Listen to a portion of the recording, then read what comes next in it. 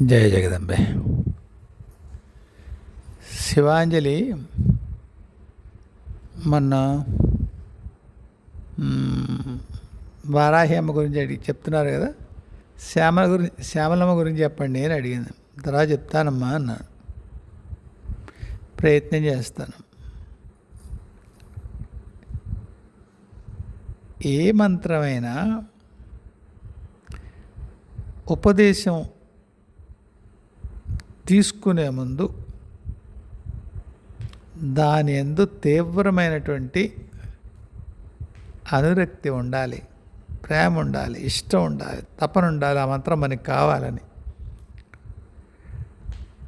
కాకతాళీయంగా ఎవరో మహాత్ముడు మనకి తారసపడి మంత్రం ఇచ్చి వెళ్ళడం అది జరుగుతుంది. కాకపోతే జీవితంలో కాకతాళీయాలు ఉండవంటారు. మనకి ఎలా కనిపిస్తుంది యాదృచ్ఛికంగా జరిగినట్టు. ఎవరింటికి వెళ్ళాం, అక్కడ ఎవరో స్వామీజీకి పాద పూజో లేకపోతే భిక్ష పెడుతున్నారు, ఇస్తున్నారు. వెళ్ళి మనం నమస్కారం పెడితే ఆయన చేతిలో గుప్పిడి కుంకం ఇంచో మంత్రం చేతిలో పెట్టే కాగితం చేసుకోరా అన్నారు అంటారు. అలా చేసుకోరా అనరు. ఎప్పుడో అమ్మని అడుగుంటారు, అమ్మనో అయ్యనో నాకు ఆ మంత్రం కావాలని. కాలంలో మీ కర్మ పండి మీ చేతికి వస్తుంది. కాకపోతే మౌలికంగా అలాంటి విచిత్రమైనటువంటి సంఘటనలు అనుకోని జరిగి ఒక మంత్రం మన చేతికి రావడం అలా కాకుండా మన ఎవరి దగ్గర మంత్రం తీసుకోవడం అంటూ మాత్రం సంభవిస్తే ఆ మంత్రం యందు ఖచ్చితంగా మనకి ప్రేమ ఉండి తీరాలి. అదేదైనా కామ్యం కోసం ఆ మంత్రం మీదే ప్రేమ, అది కూడా మనం పరీక్షించుకోవాలి. ఇచ్చారు కదా అని తీసుకోకండి. గురువు ఎవరో తెలియదు, మంత్రం ఏమిటో తెలియదు. ఎవరితోటో స్నేహితురాలతోటో వెళ్ళాం ఎక్కడికో, స్వామీజీ దగ్గరకో గురువు దగ్గరకో. పనిలో పని వాడు అడుగుతున్నారు, కావాలంటే నీకు కూడా ఇప్పిస్తానే అంటుంది ఆవిడ. ఇప్పిస్తారు, అయిపోతుంది. వద్దల. ఎందుకంటే తపన లేని మంత్రం మన దగ్గరికి వచ్చినా మనం చెయ్యం, మన వల్ల మంత్రహీనం అవుతుంది. పూర్వం చెప్పాను, మంత్రహీనం అంటే చేయకపోవడం, మంత్రం చేయం. మన దగ్గర 10 మంత్రాలు ఉన్నాయి, అప్పుడేం చేయాలి? శివాంజలి మర్చిపోలేదు, శ్యామల టాపిక్. 10 మంత్రాలు ఉన్నాయి, ఒక మంత్రమే చేస్తున్నాం. మిగతా 9 ఊరుకోవాలా? లేదు, కనీసం ఏకవార స్మరణ ఒక్కసారైనా స్మరించి తీరాలి. మీకు ఉపదిష్టమైనటువంటి మంత్రాల యొక్క స్మరణైనా ఉండాలి. సరే, శ్యామలాంబ విషయం వచ్చేసరికి అలా అనిపిస్తుంది. అందరినీ బెదిరిస్తాయండి మా అంతా అలాగే, అన్ని మంత్రాలకి అన్నీ చెప్పేస్తాయంటరా అంటారేమో. బెదిరించడం కాదమ్మా, భయం. ఇప్పుడు ఇంట్లో ఆవి ఈనింది, లేదా గేదె ఈనింది, మేము దూరిపోతూ ఉండేవాళ్ళం. ఎంత బాగుంటుంది గేదె దూడ అంటే, ఒకటి పాడి దూడ అన్న వాళ్ళకి అర్థం అవుతుంది. విపరీతంగా మహాంతంగా ఉంటుంది, బుజ్జిగా నల్లగా నిగనిగలాడుతూ ఉంటుంది. ఆవు దూడ అబ్బో ఇంకా బాగుంటుంది. దూరిపోతాం మనం. నాన్నని పాలు తీనేమో, లేకపోతే మన పాలేరునో రైతునో పాలు తీనేమో దూరేస్తాం. దాంతో పాటు మనం కూడా దగ్గరికి వెళ్ళిపోతాం. అది పాలు తాగుతుంటే చూడాలి, తోక ఊపుతుంటే చూడాలి. కౌతుకం, విపరీతమైన ఇష్టం. అటు వెళ్తూ ఉంటుంది అమ్మ. నాన్న వచ్చేసి అక్కడి నుంచి అంటే దా అక్కడి నుంచి రా అంటుంది. రాము దమ్ముని ఒక దబ్బేసి అది కాలు తొక్కిందంటే పచ్చడి అయిపోతుంది, లేత కాలు ఇంకేం ఉండదు, దా అని ఏడుస్తుంది పక్కకి.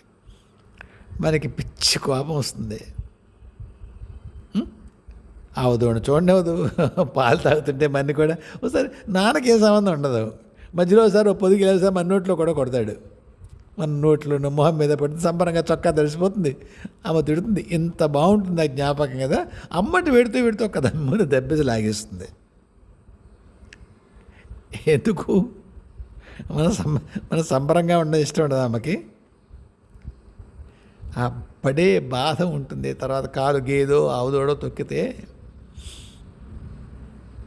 అమ్మకి ఎక్కువ తెలుస్తుంది. అలాగా ఆ మంత్రం చేయొచ్చా, ఈ మంత్రం చేయొచ్చా అని అడుగుతారు అనుకోండి. నేను ఎవరిని చేయండి రా అన్నావు, ఓ పట్టాను అన్నావు. నీకు ఇష్టమేనా? ఎంత చేస్తావు? కూర్చొని చేస్తావా? ఉద్యోగం అంటే ఏది ముందు ఉద్యోగాన్ని పోతాయేమో కదా, నీకెందుకు మంత్రాలు? ఇలా డిస్కరేజ్ చేస్తాను, నిరుత్సాహపరుస్తాను. నా భార్య చెప్తుంది, ఎవరికైనా సంతోషంగా మంత్రం ఇస్తారా అని. ఇవ్వను, ఓ పట్టాను ఇవ్వను. ఆవిడ నా మేనల్లుళ్ళో మేనకోడళ్ళు చెల్లిలో ఇంకోళ్ళు తమ్ముళ్ళు వాళ్ళకి నా భార్య వాళ్ళకి పలానా మంత్రం ఇవ్వచ్చు కదా అని ఇప్పించిన సందర్భాలు కోకొల్లలో. వాడికి అనిపిస్తుంది వదినే బెటర్ అన్నయ్య గడ బట్టని ఇవ్వడానికి. ఎలా చేస్తారో అని భయం. 2 భయాలు, ఒక భయం అని రాదు. ఒకటి, ఆ మంత్రాధిష్టాన దేవత యందు ప్రేమ. ఈ కుర్రవేళ సరిగ్గా చేస్తాడో చేయడో, ఎందుకు వీడికి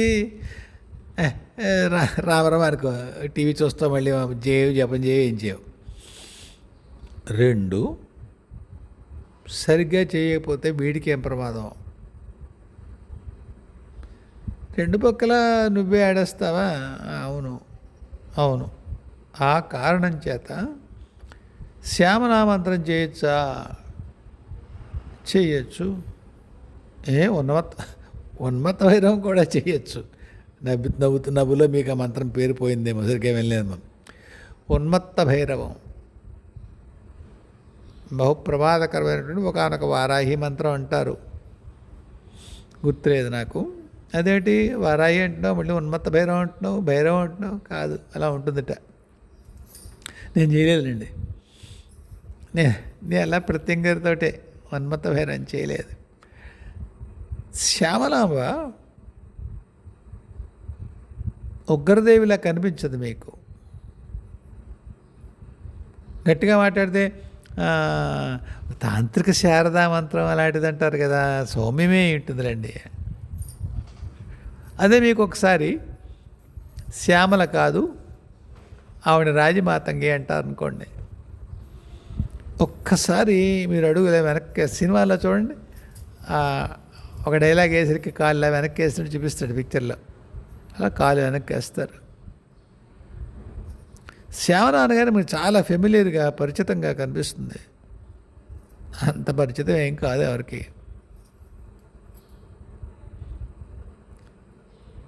మీరు గుర్తుపెట్టుకోండి, శ్రీ విద్యా మంత్రాల్లో చాలా పెద్ద స్టేట్మెంట్ ఇస్తానే, ఎవరు నొచ్చుకోకండి. సౌమ్య మంత్రం అనేది ఏదైనా ఉంటుందని నేను అనుకోను. ఇది నా వైయక్తిక అభిప్రాయం మాత్రమే. గ్రంథాలు ఏమైనా మంత్రశాస్త్రాల్లో వేరేగా ఉంటే నాకు తెలియదు. ఇదివరకు కూడా ఇదే మాట అన్నాను నేను. శ్రీ విద్యాం శాంతమూర్తి అని చదువుతారు కదా, శాంతమూర్తి అనుకోకుండా లలితా పరమేశ్వరి. మీరు ఆవిడ కథ మీకు అందరికీ తెలుసు.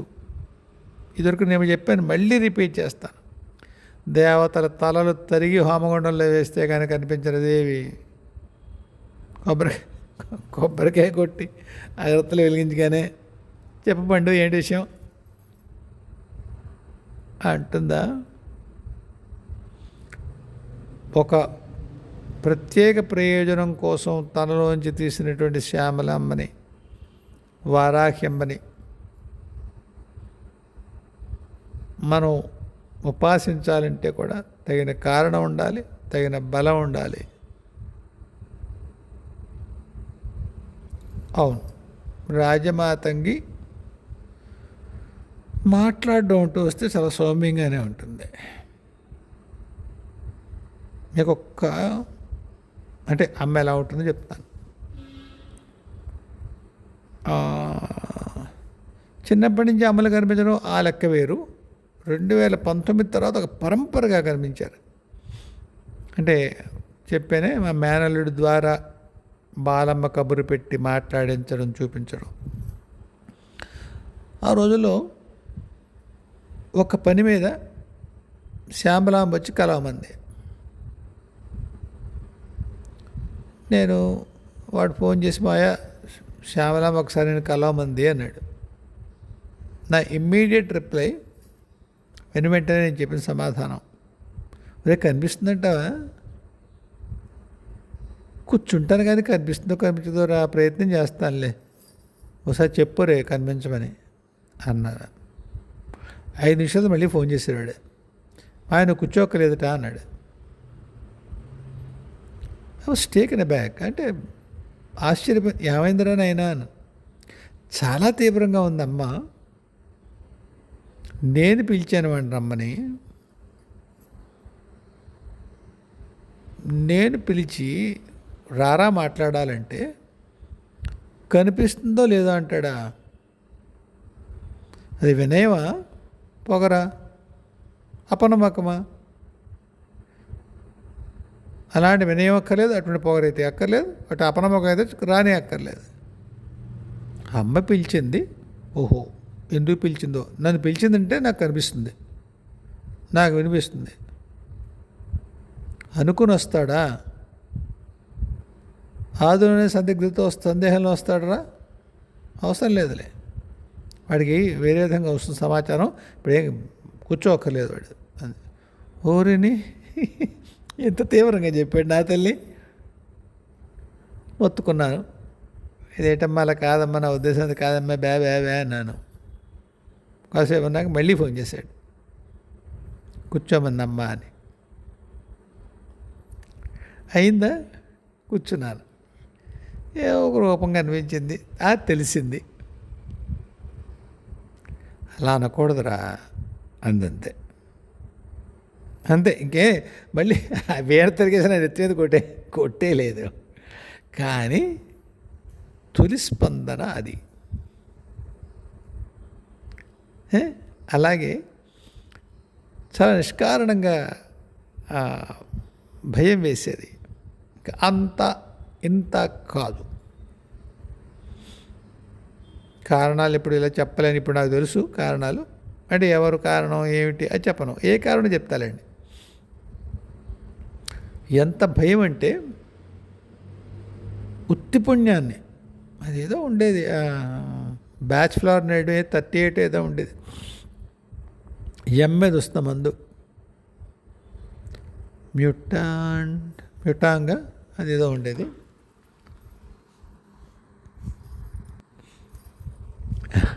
మిమ్మిలెస్ట చెప్తుంది ఆవిడ, మిమ్మిలెస్.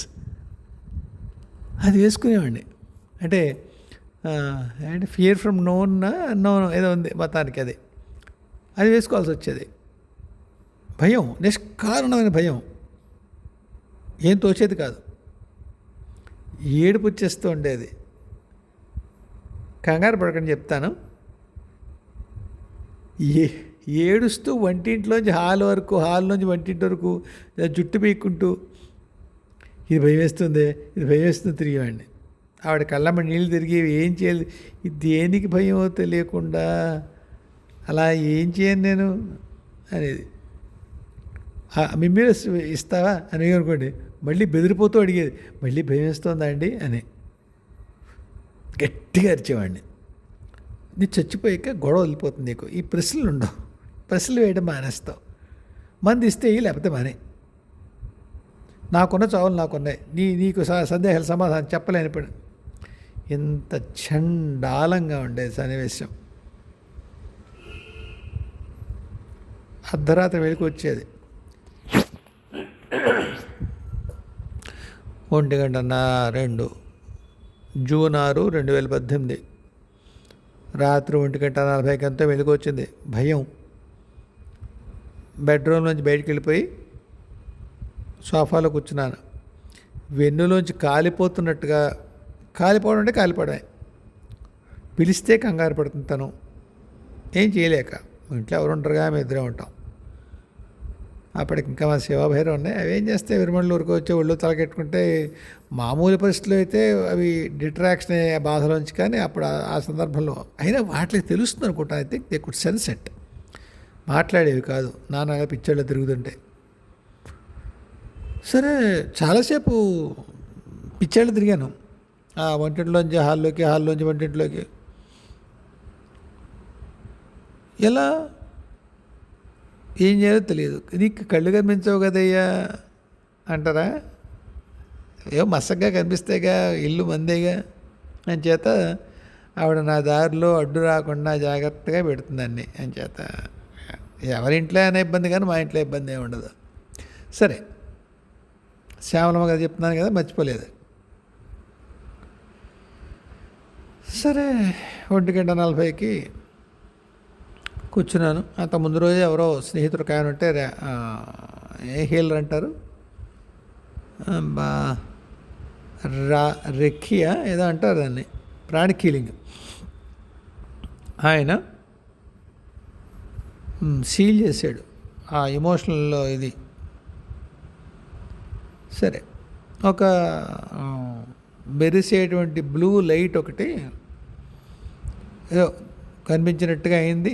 ఒళ్ళంతా కాలిపోయినట్టు అయిపోయింది, అంటే వేడికి కూర్చుండిపోయాను. హఠాత్తుగా అంతా సద్దుమణిపోయింది. ఏవో కనిపించి ఇద్దరికోసారి నేను మీకు చెప్పాను మొత్తం. మొట్టమొదటిసారి దిక్పాలకులు, దేవతలు, సముద్రాలు, ఇంకేవో ప్రపంచంలో ఉన్న కష్టాలు రూపాలు తీసుకున్నా వచ్చి, నువ్వు వచ్చావా, నీకోసం ఎదురు చూస్తున్నావు, అమ్మ పంపిస్తానది, నువ్వు వచ్చావు ఇక్కడికి, ఈ టైప్లో. మీరెవర్రా బాబు, అమ్మ నన్ను ఎందుకు పంపిస్తానంది, మీరు వెయిట్ చేయండి, కష్టాలండి నా కోసం వెయిట్ చేయడం ఏంటరా నాయన అంటే, లేదు నువ్వు వచ్చి చూస్తావా, ఏం చూస్తావని తెలియదు, ఎందుకంటే వివరంగా ఏం చెప్పలేను, కానీ వదిలేద్దాం అక్కడికి, అయిపోయింది.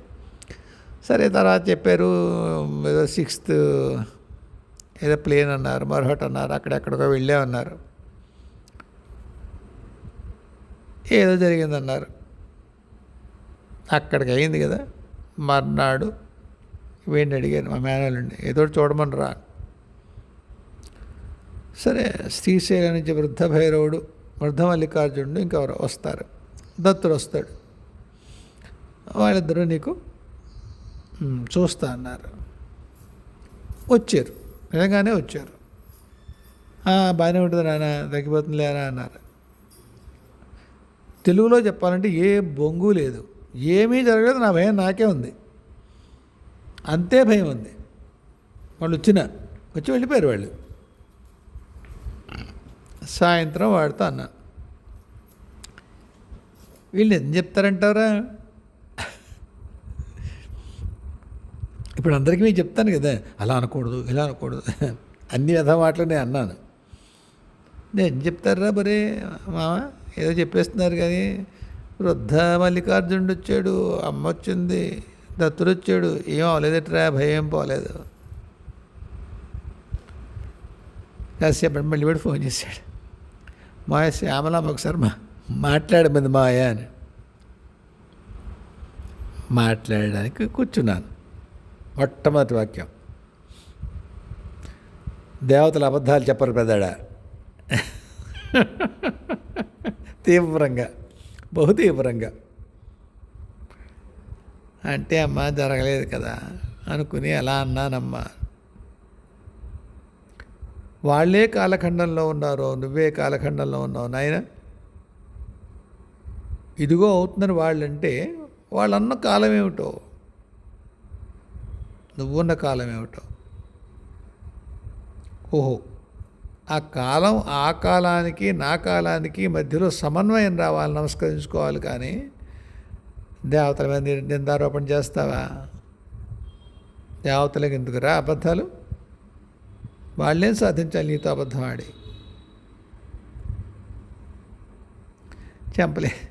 చెంపలేసుకున్నాను.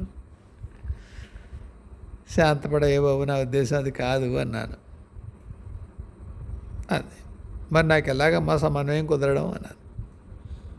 నీ గురువు చేసే ప్రయత్నం అదేలే, అంతే. కాబట్టి సౌమ్యంగా సౌమ్యంగా ఉంటుందా శ్యామలమ్మ? అనలేము, అనలేము.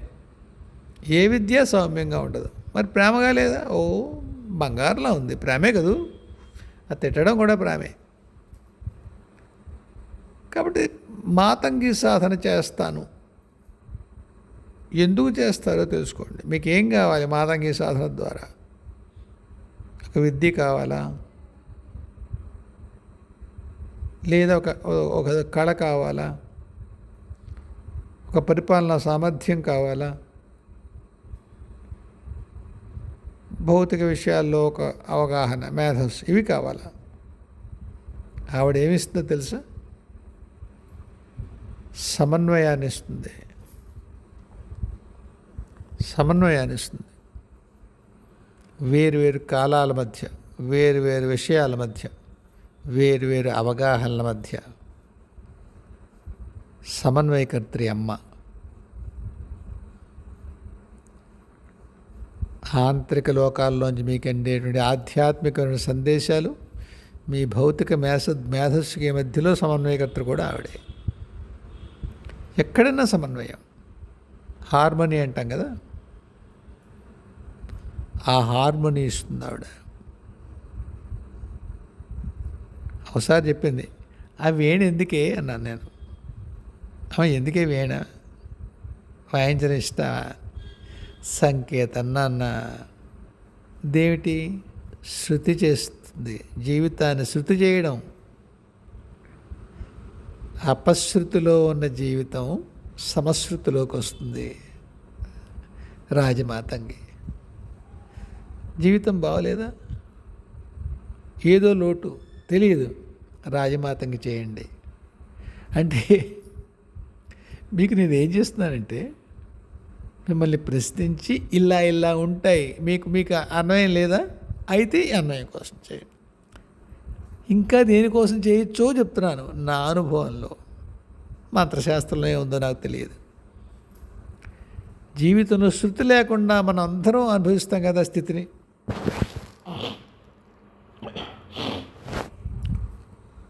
శృతి కుదురుస్తుందమ్మ. ఆవిడ అందులో మహాప్రావీణ్యురాలు. కాబట్టి ఏమిటో అర్థం కావట్లేదు జీవితం. చాలామంది రాస్తారు నాకు ఈ మెసేజ్లో, కమెంట్స్లో, జీవితం ఏ అర్థం కావట్లేదండి. I just stop short of telling them మాతంగి చేయండి అని. కానీ మాతంగి చేస్తే అది కోరిక తీర్చినట్టు అవ్వదు. అంటే మీ కోర్టు కేసులో గెలుపు, ప్రేమించిన అమ్మాయి అనడం, వాళ్ళని నాన్న ఒప్పుకోవడం, లేదా మీరు ఎంట్రన్స్లో ఏదో ఒక రైల్వే ఎగ్జామ్ ఏదో క్రాక్ చేయడం, లేదా ఐఏఎస్ క్రాక్ చేయడం, అలా ఉండదు. అలా ఉండదు. మిమ్మల్ని శృతి చేసిందనుకోండి, జీవితంతో, పరిస్థితులతో, అవగాహనతో, విషయాలతో, కర్మలతో, ఆ శృతి చేసినట్టు మీరు గమనించగలగాలి కదా. అది మీకు ఆవిడ శృతి చేస్తుందనే విషయం తెలుసు. నా ఒకటివాడు ఎవడో చెప్తాడు, మీరు దాని గురించే తపిస్తారు ఆవిడ మంత్రాన్ని జపం చేయడం ద్వారా.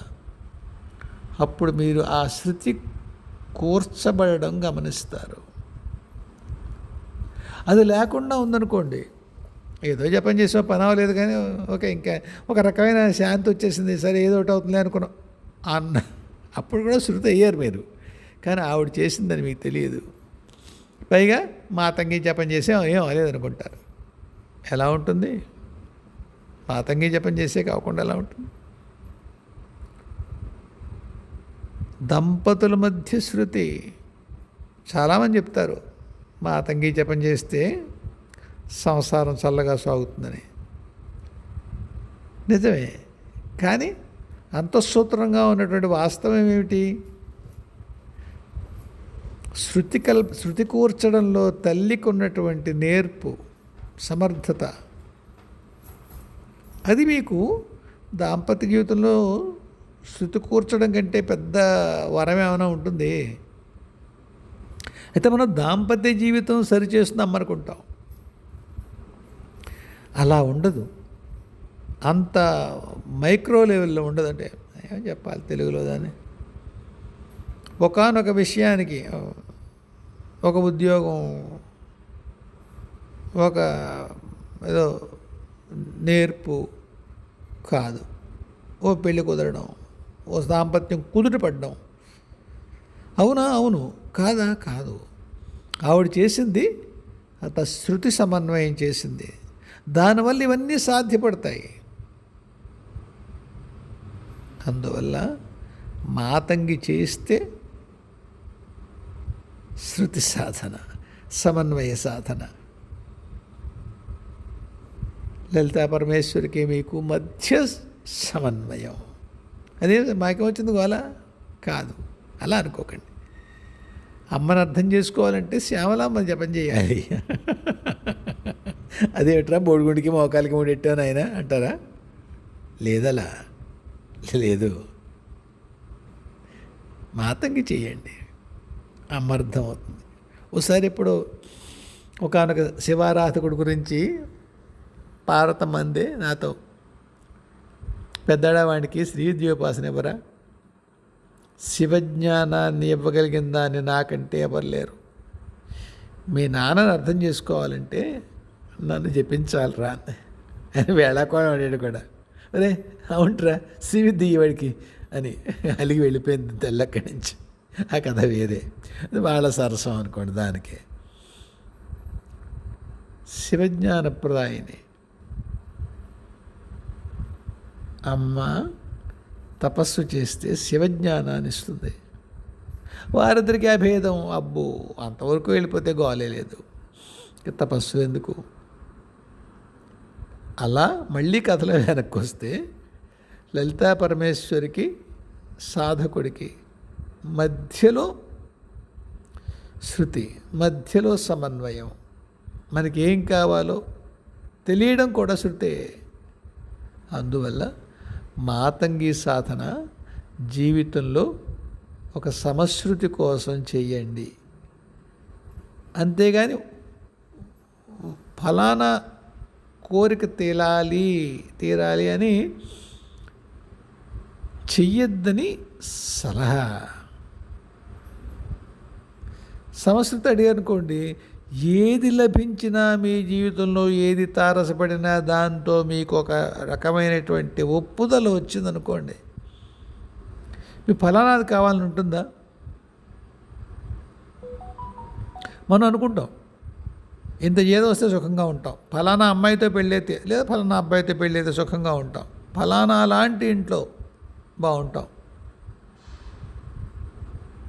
ఫలానా ఏమీ లేవండి. ఏ స్పెక్ మీరు చెప్పినా సరే అది బట్టి మాట.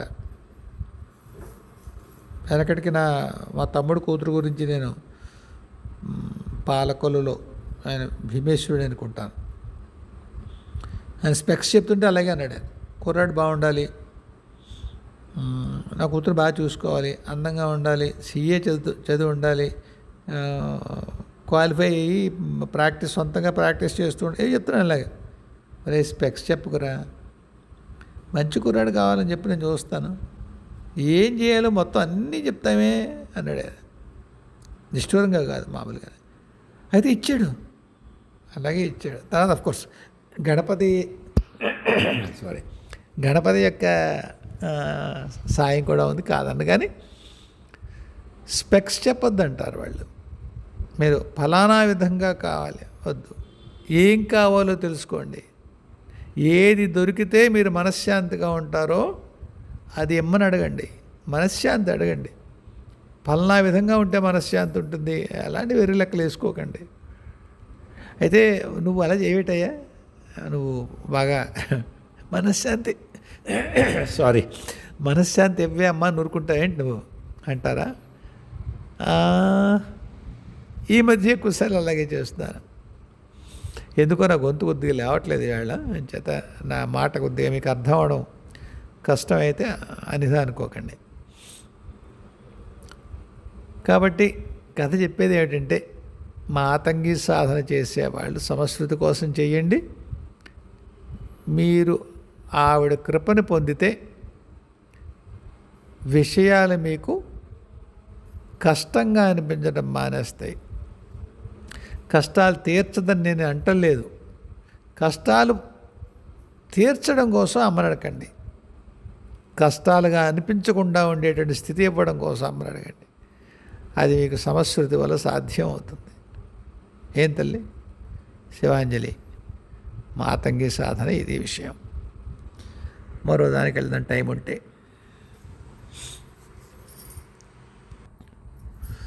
ఇప్పుడు నా ముందు 2-3 ప్రశ్నలు ఉన్నాయి. ఒకటి బిందు అడిగింది, పెద్దవాళ్ళు చేసే పుణ్యాలు పిల్లలకు వస్తాయని. తర్వాత గాయత్రీదేవి గారు ఎవరు అడిగారు, ఆవిడ ఉపాసనలు వైయక్తికమా లేకపోతే మొత్తం పరంపరగా వస్తాయా. సత్యవాణి గారి ప్రశ్న ఏంటంటే ఏదో అలాంటిదే, కొద్దిగా భర్త చేసే పుణ్యం భార్యకు వస్తుందా.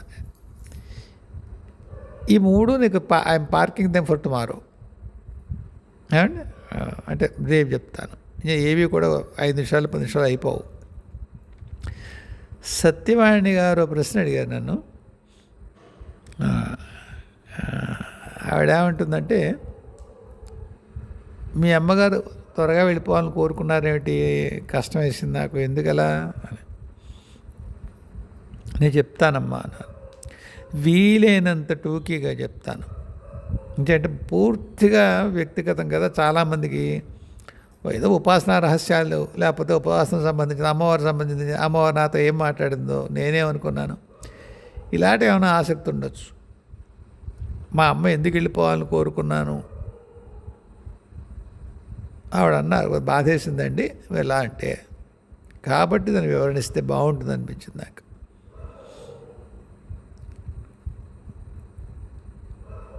మా అమ్మ నాన్న ఎలా ఉండేవారో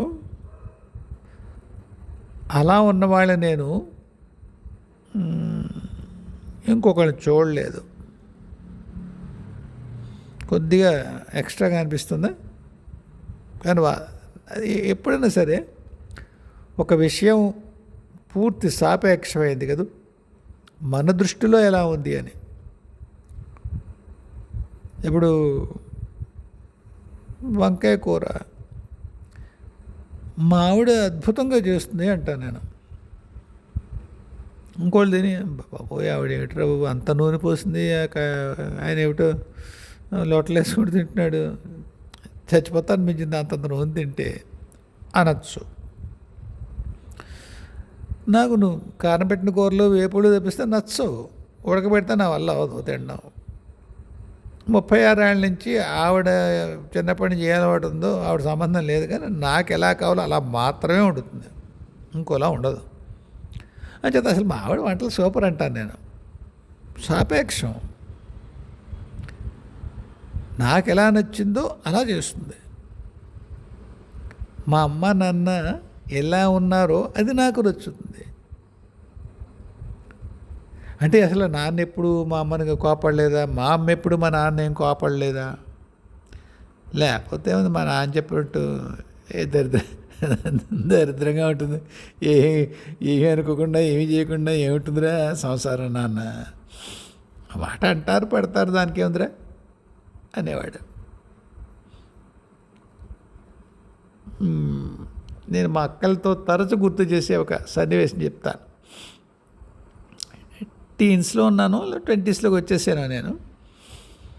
మా అమ్మకి మా చెల్లి పుట్టిన తర్వాత కొంత అనారోగ్యం అని చేత ఎక్కువ అవడం, శారీరక శ్రమ పడలేకపోయేది. డాక్టర్లు కూడా వద్దన్నారు. ఊళ్ళో పక్క తెలిసిన వాళ్ళ తోటలోకి వెళ్ళి మంచినీళ్ళు తెచ్చుకోవాలి, ఉప్పు నీళ్ళే పడతాయి. మాకు కాస్త వచ్చేసరికి మా నాన్న తెచ్చేవాడు మంచినీళ్ళు. కాస్త నాకు మా తమ్ముడికి కాస్త పెద్దవాళ్ళం అయిన తర్వాత మేము తెచ్చేవాళ్ళం, మా అమ్మ వెళ్ళేది కాదు. సరే తెలిసిన వాళ్ళు మా నాన్న విక్రించేవారు, ఆడంగాడు పెళ్ళాన్ని సేవ చేస్తూ ఉంటాడు అలాగా. బాగా పండగలకి తద్దినాలకి వాటికి పెద్ద వంటలు వాటికి కావాల్సి వస్తే పచ్చళ్ళు ఏమైనా రుబ్బడము, పిండిలు రుబ్బడం మా నాన్న రుబ్బేవాడు. కింద కూర్చోలేదు, మా నాన్న కూర తరిగేవాడు. మా అక్కలకి పెళ్ళి వెళ్ళిపోయాక మా చెల్లి అందుకునే లోపల తర్వాత మా తమ్ముడు తరిగేవాడు. నేను యథాని నాకు ఎలాంటివి ఏం లేవు. ఊరికే చూసి ఆనందించడం, ఊరికే అయ్యో ఇంత కష్టమా అన్నం విధ మాటలే కానీ చేత ఏం లేదు. సరే వాళ్ళు ఏమో ఎందుకో సరే అది విషయం కాదు. కానీ నేను ఎంత విధవనో ఇప్పుడు చెప్పక్కర్లేదు, మా నాన్న ఎంత బంగారమో చెప్తాను. సరే విక్రించేవాడు, బాగా విక్రించేవారు. బాగా అంటే ఎక్కువ బాగా విక్రించేవారు. మాకు తప్పు తోచేది కాదు మా నాన్నలా చేయడం. పైగా మేము బ్రాహ్మణం అని చేత రజస్వరాది నియమాలు చాలా జాగ్రత్తగా పాటించేవాళ్ళం. 3 రోజులు మా అమ్మ ఉండేది కాదు, మా నాన్న ఉండేవాడు, చాలా బాగుండేవాడు. తర్వాత అక్క పెద్దక్క వాళ్ళు నేర్చుకున్నాక వాళ్ళు టేక్ ఓవర్ చేశారు. అయితే అక్కలు పెళ్ళి అయిపోయింది చెప్తున్నాను కదా. ఇంకా చెల్లెందుకోలేదు, పచ్చడి రూపుతున్నాడు మా నాన్న, కొబ్బరికాయ పచ్చడి. మా ఇంట్లో అరిటాకులు కొబ్బరికూరు పోపు వేస్తారు. ఆ పోపు వేసిన ఆకు తర్వాత ఎవరికి వస్తుంది అని మా తమ్ముడు నేను అది మా చెల్లె, అది నాకు కావాలి నాకు కావాలి, ఎందుకంటే చాలా దాని రుచి వేరు. ఆ పోపు వేసిన తీసేసేకుండా ఆకు అందులో ఆనందంగా వేరే. సరే ఇది నేను పక్కన పెట్టుకుని అందులో వేసి రుబ్బుతున్నాడు. నేను రుబ్బుతాను, మధ్య మధ్యలో అంటాను, ఎప్పుడోసారి రొబ్బనిస్తారు, రొబ్బనెవరో నడుస్తాను. మధ్యలో మండి ఉండి మా నాన్న ఒకసారి పిలుస్తున్నాడు మా అమ్మని. పేరు పెట్టి పిలవకూడదు కదా పెళ్ళాన్ని అని చేత ఏదో పేరు ఉంది, ముద్దు పేరు. దాంతో ఓయ్ అని దాన్ని పిలిచి అలా అంటున్నాడు. ఆవిడ వంట చేసుకుంటుంది సావకాశంగా. నేను మధ్యలో వంటింటికి ఉయ్యాల సైడ్ తులసమ్మ కోట దాటి నాన్న ఎక్కడ రూపుతున్నాడికి వెళ్ళి ఆ వంట చేసుకుంటుంది. నాన్న లోపలికి ఏం కావాలి చెప్పు, రమ్మన్నారే చూస్తుందో సరే, నీకు తెలుసు కదా నాన్న, పిలవరా. వెళ్ళి అమ్మ నాన్న రమ్మంటున్నాడే, ఎందుకుట రుబ్బుతున్నాడు, రమ్మని అది రుబ్బమని వస్తాననేది. మళ్ళీ వెళ్ళి అయ్యా ఆవిడ ఇంకా రాదుట, ఏదో పనిలో ఉంది అయ్యా, నువ్వు రుబ్బుతూ ఉండు. 2 సార్లే గట్టిగా అరిచాడు, రమ్మని త్వరగా. ఏమిటో తొందర, వస్తున్నానే లోపల వంటలో ఉన్నానే, తెలుసు కదా చూసుకోవచ్చు కదా. అయ్యో అలా విసుకుంటుంది ఏంటి అని నవ్వుతూ ఉండేది. అర్థమయ్యేది కాదు నాకు. ఆయన నవ్వేవాడు. నవ్వి నీ అబ్బాడు సిగ్గుయ్యా నీకు ఎక్కువైంది, ఒకసారి చూడు అనేవాడు. బాగానే ఉంది అనేది, ఒకసారి అను అనేవాడు. మళ్ళీ ఆవిడ ఒకసారి చేయి తీసుకుని ఆవిడ రుబ్బేది, చేతితో ఒకసారి లోపల తోసేది పచ్చడి. నాకు మొత్తం సినిమా ఏం అర్థమయ్యేది కాదు. చూస్తూ ఉండేవాడిని గాది దగ్గర నుంచి. ధాన్యం కాదు, పెద్ద ధాన్యం కాదు ఉంటుంది, నన్ను ఆనుకొని విచిత్రం చూస్తూ ఉండే వీళ్ళిద్దరిది. ఆవిడ నవ్వుతుంది, ఈయన నవ్వుతున్నాడు. తిట్టాడు కదా ఇంత దగ్గర రాలేదని నవ్వుతున్నాడు. సరే చెయ్యి ఎందుకు చేసి పచ్చడి ఎందుకు ముట్టుకుంది, పచ్చడి ఎందుకు ముట్టుకుంది, చెయ్యి కట్టుకోవాలి కదా. నవ్వుతున్నాను ఏమనుకోకండి, మన మాట అర్థం కాబట్టి మన్నించండి. ఆ సన్నివేశం 50 ఏళ్ల క్రితం సన్నివేశం గుర్తొస్తుంది. సరే అయిపోయింది. ఒకసారి ఆవిడ రుబ్బి అంది. అంటే ఆయన తీసేయచ్చు కదా అన్నాడు. అంది. నేను అన్నాను, ఏం తెలిసి నీకేం తెలిసిందే, ఏం చూసావు, ఎందుకు తోసి ఓసారి తిప్పావు అంటే ఆవిడ ముసిముసిగా లోపలికి వెళ్ళిపోయింది. ఈయన నవ్వుతున్నాడు పగలబడి. నాన్న చెప్పయ్యా ఏమిటలా ఎందుకు నవ్వావు, దాన్ని ఎందుకు పిలిచావు, దాన్ని తిట్టావు, అది విసుక్కుంది వచ్చింది, ఒకసారి తిప్పెళ్ళావు, ఇంక తీసేయచ్చా అన్నావు, తీయండి, ఏం జరిగింది. దానికి మీ అమ్మ గేర్రా అన్నాడు. ఎందుకు అన్నాను. అది ముట్టుకుంటేనే ఆ పచ్చడి రుచి వస్తుంది, దొంగది అది పోజు కొడుతుంది మీ అమ్మ అన్నాడు. ఆయన రుబ్బాడు. వాళ్ళ సరస్వం ఏమిటంటే ఆవిడొచ్చి ఓసారి ఆఖరిని ఆ పచ్చడి లోపల దోసి ఓ తిప్పి తీసేయండి అంటేనే పచ్చడికి రుచి వస్తుందిట. ఇంకేం కాదు అనిపిస్తుందా? అనుకోకుండా వస్తుంది కాబోలు. పూర్తిగా 60 ఏళ్ళు కలిసి ఉన్నారు. పూర్తిగా 44లో పెళ్ళింది, 2004లో వెళ్ళిపోయాడు ఆయన. ఆవిడ అందుకు నవ్వింది. ఆ సరసం అది. That was a romance between them. అంతే. వాళ్ళ రిలేషన్కి అదొకటి. అది నాకు తెలియక నేను రెట్టించి అడిగితే చెప్పక తప్పలేదు మా నాన్నకి రహస్యం. ఎప్పుడు అంతే జరిగేది. చెప్పేవాట, నిన్ను బస్ ఎక్కించి నేను తర్వాత వస్తాలేవే అని. చేయలేకపోయాడు ఆయన. ఆయన చేతిలో ఉందా? అనుకోకుండా హార్ట్ అటాక్ వచ్చింది, వెళ్ళిపోయాడు. ఎంతోమంది అపార్థం చేసుకునేవారు. మా ఇంట్లోనే కోటి పద్దు ఉంటుంది, ఇలా కాగితం ఇలా ఇసేవాడు ఆవిడ దగ్గర. చూడు అంతే, 400 రూపాయలు అయింది. అందులో 200 నీ మందులు, 150 నీ నూనె, మిగతావి సరుకులు. ఎక్కడ చేస్తాం సంసారం అని. సరే అప్పటి నుంచి నూనె తక్కువేస్తాలండి అనేది. మందులు తప్ప అనుకోండి. ఏడిపించేస్తుందిరా మీ అమ్మ, నేను చేయలేను ఈ సంసారం. ఎంత నూనె ఇటురా నాయన అనేవాడు. ఆ వాక్యం విని కొందరు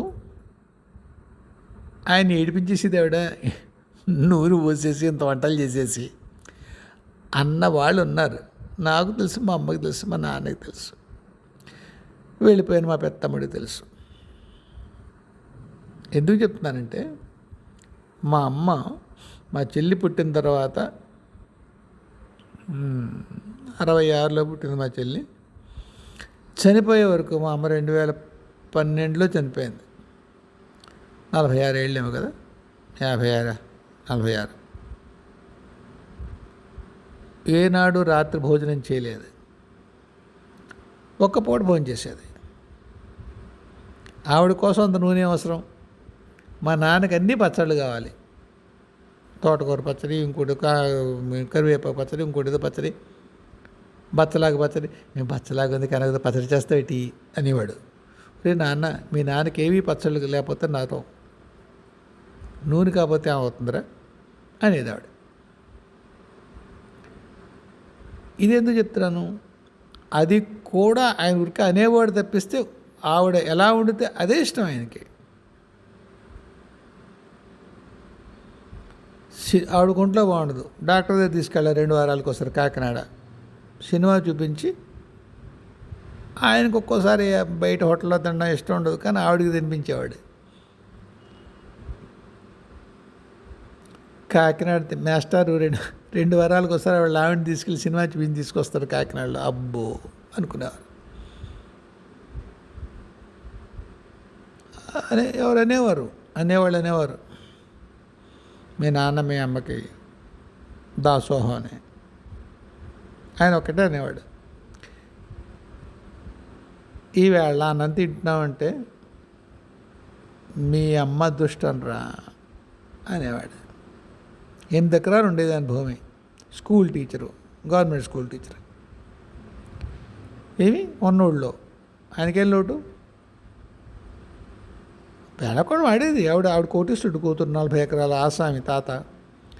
మా నాన్న ఇక్కడ పట్టుకొచ్చి పడేసాడు అది.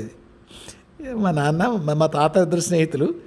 చేత కుర్రాడు బుద్ధిమంతుడు అనుకున్నాడు, ఏమనుకున్నాడు ఆయన వీడికి ఇచ్చి పెళ్లి చేశాడు. ఇది ఎందుకు చెప్తున్నాను మళ్ళీ? ఆయన జీవితంలో ఏ శుభం జరిగినా ఆవిడే కారణం ఆయన దృష్టిలో. కాబట్టి ఆవిడకి ఎలా ఉంటుంది? మీకు లోకమంతా ఒక పక్క, కట్టుకున్నవాడు మీ పక్క. తొక్కలో లోకం కదా అండి. ఉమ్మడి ఇంట్లో ఉండేవాళ్ళం, ఏమో మాట వస్తుంది. మా నాన్న ఒకటే ఇన్స్ట్రక్షన్ మా అమ్మకి, నువ్వు సావిట్లోకి వచ్చి మాట అనడానికి వీల్లేదు. నీకు అభ్యంతరం ఉంటే రాత్రి గడియ వేసిన తర్వాత నాకు చెప్పు, వింటాను. ఏమన్నా చెప్పి వింటాను. నేను అవతల వాళ్ళు మాట్లాడుతున్న మధ్యలో వచ్చి అలా కాదు అని నువ్వు ఒక రాజు అనడానికి వీల్లేదు అనలేదు ఆవిడ, అనలేదు, నేను అనలేదు. ఆయనతో దెబ్బలాడలేదా? ఓ బంగారులో దెబ్బలాడింది. దానికే ఏ భార్యని ఏ భర్తతో ఎంత చనువుగా ఉండొచ్చో. అటువంటి ఆవిడ ఆవిడ చాలా, నాన్న చాలా ఇమోటివ్, ఆవిడ చాలా బ్యాలెన్స్డ్. అటువంటి అమ్మ ఆయన వెళ్ళిపోయిన తర్వాత ఓ పిచ్చిదానిలా ఉంది. ఆవిడ మాట తీరు మారిపోయింది, ఆవిడలో ఉన్న ఆత్మవిశ్వాసం చచ్చిపోయింది.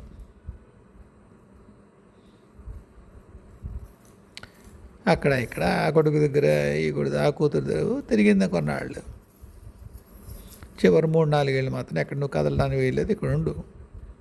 మా ఆవిడ నెత్తి మీద ఏమిటి చూస్తుందా? ఏ కోళ్ళని నెత్తి మీద పెట్టి చేస్తుంది? చెప్పింది, మన ఇద్దరం ఒక అమ్మ కూతురు ఒక చోట కూడా కొట్టుకుంటారండి అత్తయ్య గారు. మిమ్మల్ని నేను నెత్తి మీద పెట్టేసుకుని మిమ్మల్ని ఆదిలక్ష్మి వంటి అత్తగారు అలా ఏం బాధ మీకు. ఒక్కటే గుర్తుపెట్టుకోండి, ఇది మీ కొడుకిల్లు. ఓ మాట మీరన్నా నేనన్నా ఇక్కడ మనోడమే రైటు. ఒకటే కొడుకైతే ఎక్కడికి వెళ్తారు? కాబట్టి ఆలోచన ఏం రానివ్వకండి. బొగ్గలు పొనికి మంచి మాట అన్నావేవు అంతేలే అందావిడ. చివరి 3-4 ఏళ్ళు ఇక్కడే ఉంది. కానీ నాకు అనిపించింది, మన ఇంట్లో అమ్మ ఉంది, అమ్మింట్లో లేవు. బాగా చూసుకున్నాను మనం అనుకున్నా ఆవిడ స్వతంత్రం ఆవిడకుండదు. నాన్న ఇంట్లో 170 ఏళ్ళ పాతదైన ఇంట్లో అది వాళ్ళ సామ్రాజ్యం. వెనకల పెరట్లో మొక్కలే పాతుకున్నారు, నీళ్ళే ఏం చేసుకున్నారు వాళ్ళ ఇష్టం. మంచి నీళ్ళు వచ్చిన తర్వాత ఊళ్ళో కథ వేరుగా ఉంది. వాళ్ళు వెనకాల పెరట్లో కూరలు వాళ్ళే పండించుకున్నారు. పెద్ద ఇల్లు. ఇంటికి ఎప్పుడు వెళ్ళిపోదామని చూసేవారు పల్లెటూరులో. ఇంటికి ఎప్పుడు హైదరాబాద్ వచ్చిన తర్వాత ఇంకా మా నాన్న వెళ్ళిపోయినాళ్ళు, ఆయన 4లో వెళ్ళిపోయాడు, వీడ 12లో 8 ఏళ్ళు ఉంది. 8 ఏళ్ళు ఆవిడ వెళ్ళలేదు ఊరికి. మా ఆవిడతో అనేది, శివాభైరవ్ నువ్వు నేను వెళ్ళిపోదామేంటి, పెద్దవాడు కారిస్తాడేమో కనుక్కో అని అనేది మా ఆవిడ. ఒకసారి మా కారిస్తారా, కనకయ్య తీసుకెళ్తాడేమో మమ్మల్ని, శివాభైరవ్కి ఒకసారి ఇల్లు చూపించాలని అత్తయ్య గారికి అని. ఏమిటే ఇక్కడ కాకినాడ దగ్గర ఇక్కడ పల్లెటూరు, హైదరాబాద్ నుంచి శివాభైరవ్ తీసుకుని వెళ్తారు మీరు, నేను అక్కడ వెళ్ళి ఉన్నాడు అని వెళ్ళలేదు ఆవిడ. కాబట్టి బాధ, ఆయన లేకుండా ఇక్కడ ఉండాలి. ఎవ్వరూ అల్లా ఆవిడ చూడలేరు. ఒకవేళనే ముందెడితే జాగ్రత్త నాన్న, అది గాజు బొమ్మ, డాక్టర్ దగ్గరికి తీసుకెళ్ళి ఏదో కొత్త మందులు ఇచ్చేకండి, కొత్త పేర్లు పెడతారు, అది భరించలేదు నాన్న, వద్దు అనేవాడు. అటువంటి భర్త లేని ఆ ఇల్లాలు ఇక్కడ ఉండి ప్రత్యక్ష నరకం, మూడొత్తుల కర్మ తీర్చుకుందేమో. అందువల్ల దండాలు పెట్టుకున్నాను సత్యవాణి గారు. మా అమ్మ మీద ప్రేమ లేక కాదు. మా అమ్మ మీద నాకు ఎంత ప్రేమ అంటే, మా నాన్న లేకుండా మా అమ్మ ఉండేటువంటి దుస్థితి ఉంది, అది నా వల్ల చూడడం అవ్వడం కాలేదు. ఆ తిండికి పట్టుకేం లోట్లేదు. ఒక్క నాన్న లేడు. ఏదో ఒక పాట ఉందండి, ఏక్ తూ నా మిలే సారీ దునియా మిలే తో క్యా హై అని లతా మంగేష్కర్ పాట అనుకుంటాను. ఏక్ తూ నా మిలే సారీ దునియా మిలే భీ తో క్యా హై. నువ్వు ఒక్కడివి లేకపోతే ఈ మొత్తం ప్రపంచం ఉంటే నాకు ప్రయోజనం. ఎంత ఇష్టం ఒక పాట. మా నాన్న అమ్మ విషయంలో అది నిజం. అందువల్ల కేవలం అందువల్ల దైవానికి గురువుకి ఎవరు దొరికితే ఎవరు కోరిక తీర్చగలంటే వాళ్ళకి అడిగాడు, మా అమ్మని సులువుగా తీసుకెళ్ళిపోరా అండి అని. అంతేనండి. ఆవిడ ఉండడానికి అభ్యంతరం కాదు. సరే, మళ్ళీ రేపు వేరే విషయాల్లో కలుద్దాం. కొంత పూర్తి వ్యక్తిగత విషయాలు మాట్లాడాను. ఆవిడ ఆ మాట అన్నారు కనుక చెప్పాను. బాధేసిందండి, మీరు మీ అమ్మగారి గురించి అలా అన్నారేమిటి అన్నదానికి వివరణ ఇచ్చాను తప్ప ఇంత వైయక్తికమైన విషయం వెలుగులోకి ప్రయాణం అనే ఛానల్లో నేను చెప్పక్కర్లేదు. బట్ దెన్ ఐ థాట్ వివరణ ఇస్తేనే మంచిది అనిపించింది. మళ్ళీ కలుద్దాం. హాయిగా ఉండండి. జయ గురుదేవ్, జయ జగదంబి, స్వస్తి.